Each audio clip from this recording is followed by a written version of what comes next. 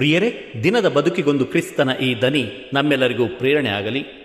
ವಿಭೂತಿ ಬುಧವಾರ, ಉಪವಾಸ ಮತ್ತು ಮಾಂಸವರ್ಜಿತ ದಿನ, ಮಾರ್ಚ್ 5, 2025. ಮತ್ತಾಯನು ಬರೆದ ಪವಿತ್ರ ಶುಭ ಸಂದೇಶದಿಂದ ವಾಚನ.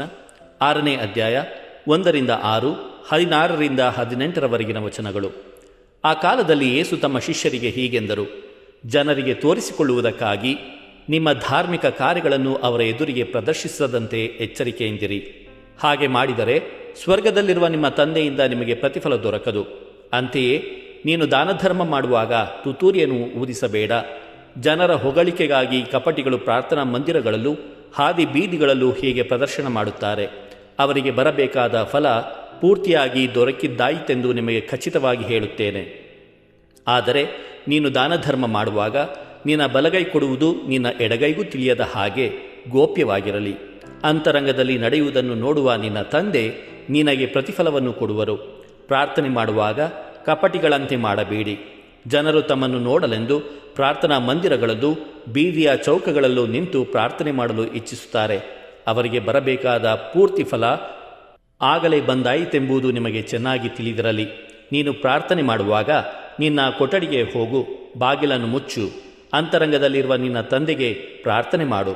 ಅಂತರಂಗದಲ್ಲಿ ನಡೆಯುವುದನ್ನು ನೋಡುವ ನಿನ್ನ ತಂದೆ ನಿನಗೆ ಪ್ರತಿಫಲವನ್ನು ಕೊಡುವರು.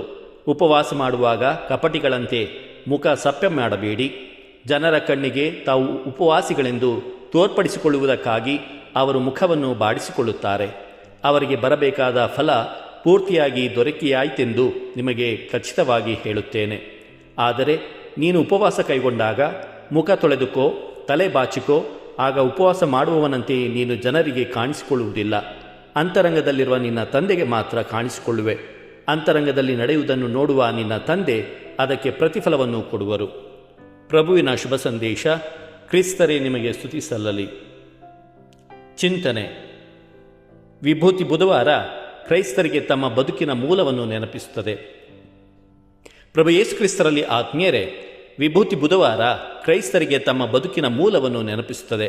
ನಮ್ಮ ಹಣೆಯ ಮೇಲೆ ಚುಂಬಿತವಾಗುವ ವಿಭೂತಿ ಈ ಸತ್ಯವನ್ನು ಸ್ಫುಟಗೊಳಿಸುವುದಲ್ಲದೆ, ಆದಾಮನು ಪಾಪಗೈದಾಗ ದೇವರು ನುಡಿದ "ನೀನು ಮಣ್ಣು, ಮಣ್ಣಿಗೆ ನೀನು ಮರಳುವೆ" ಎಂಬ ಘೋಷಿತ ವಾಕ್ಯದೊಂದಿಗೆ ನಮ್ಮ ಜೀವನದ ಕ್ಷಣಿಕತೆಯನ್ನು ನೆನಪಿಸುತ್ತದೆ.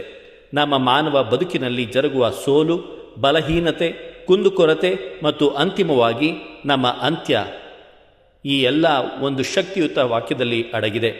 ದೈವಶಕ್ತಿ ಇಲ್ಲದೆ ಮಾನವ ಬದುಕು ಪರಿಪೂರ್ಣವಲ್ಲ. ನಮ್ಮ ಇತಿಮಿತಿಗಳ ಅರಿವು ನಮಗಿದ್ದರೆ ದೇವರ ಮೇಲಿನ ಅವಲಂಬನೆಯನ್ನು ನಾವು ಮನಗಾಣುತ್ತೇವೆ. ಹಾಗಾಗಿ ನಮ್ಮ ಆತ್ಮ ಬಲವರ್ಧನೆಗಾಗಿ, ಪರಿವರ್ತನೆಗಾಗಿ, ಆಧ್ಯಾತ್ಮಿಕ ಕಾರ್ಯಗಳ ಮೂಲಕ ಸಾಮುದಾಯಿಕವಾಗಿ ದೇವರನ್ನು ಹುಡುಕುವ ಪ್ರಯತ್ನಕ್ಕೆ ಆರಂಭಿಕ ಹೆಜ್ಜೆ ಇರಿಸಲು ಈ ದಿನ ನಮ್ಮನ್ನು ಉತ್ತೇಜಿಸುತ್ತದೆ. ಆತ್ಮೀಯರೇ, ಆತ್ಮದ ಈ ಪರಿವರ್ತನೆಗಾಗಿ ಇಂದಿನ ಶುಭ ಸಂದೇಶ 3 ದೈವಿಕ ಕಾರ್ಯಗಳನ್ನು ನಮ್ಮ ಮುಂದಿರಿಸುತ್ತದೆ: ದಾನ, ಪ್ರಾರ್ಥನೆ, ಉಪವಾಸ.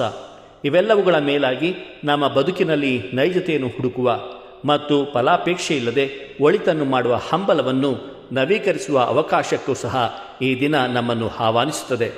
ತಮ್ಮ ಕಾರ್ಯಗಳ ಬಗ್ಗೆ ಜಾಹೀರಾತು ಮಾತುಗಳನ್ನಾಡುವ ಫರಿಸಾಯರ ಬೂಟಾಟಿಕೆಯ ಜೀವನ ಕ್ರಮವನ್ನು ಖಂಡಿಸುವ ಯೇಸು ಈ ತಪಶ್ಚರ್ಯ ಕಾಲದಲ್ಲಿ ನಮ್ಮಿಂದ ಬಯಸುವುದು ಅದನ್ನೇ: ಒಳಿತು ಮಾಡುವ ಮನಸ್ಸು. ಆದರೆ ಪ್ರಶಂಸೆಯ ದುರಾಸೆ ಇಲ್ಲದೆ ಕೇವಲ ಪರಪ್ರೀತಿ ಮತ್ತು ದೇವರ ಮಹಿಮೆಗಾಗಿ ವೈಯಕ್ತಿಕವಾಗಿ ತಪಶ್ಚರ್ಯಗಳಿಗೆ ವೈಯಕ್ತಿಕ ಅಭಿರುಚಿ ತೋರುವ ನಿಷ್ಕಾಮ ಉದ್ದೇಶ. ಇಂತಹ ನಿಷ್ಕಲ್ಮಶ ಉದ್ದೇಶದಿಂದ ಮಾತ್ರ ನಮ್ಮ ದಾನ ಧರ್ಮ, ಉಪವಾಸ, ಪ್ರಾರ್ಥನೆಗಳು ದೇವರ ಮುಂದೆ ಸರಿ ಎನಿಸಬಹುದು. ನಿಮ್ಮ ಉಡುಪುಗಳನ್ನಲ್ಲ, ನಿಮ್ಮ ಹೃದಯಗಳನ್ನು ಸೀಳಿರಿ ಎಂಬ ಪ್ರವಾದಿ ಯೋವೇಲನ ವಾಕ್ಯ ಫಲಪ್ರದವಾಗಬಹುದು. ದೇವರು ನಮ್ಮೆಲ್ಲರನ್ನು ಆಶೀರ್ವದಿಸಲಿ. ಇದು ಧನಿಮಾಧ್ಯಮ ಮನೆಯ ಕೊಡುಗೆ.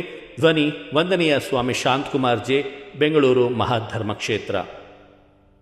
ಪ್ರಿಯರೇ, ಈ ಚಾನೆಲ್ ಅನ್ನು ಸಬ್ಸ್ಕ್ರೈಬ್ ಮಾಡಿ ಪ್ರತಿದಿನ ದೇವರ ವಾಕ್ಯವನ್ನು ಆಲಿಸುತ್ತಾ ಅದನ್ನು ಇತರರೊಂದಿಗೆ ಹಂಚಿಕೊಳ್ಳಲು ನಮಗೆ ನೆರವಾಗಿರಿ. ಧನ್ಯವಾದಗಳು.